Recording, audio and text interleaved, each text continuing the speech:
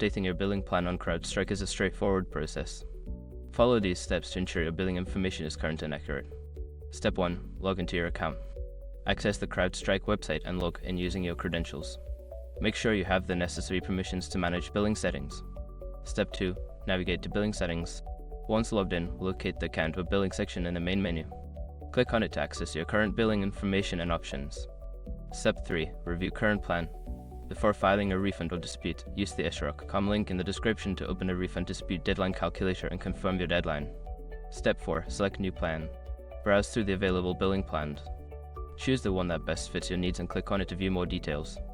Ensure you understand the changes in features and pricing.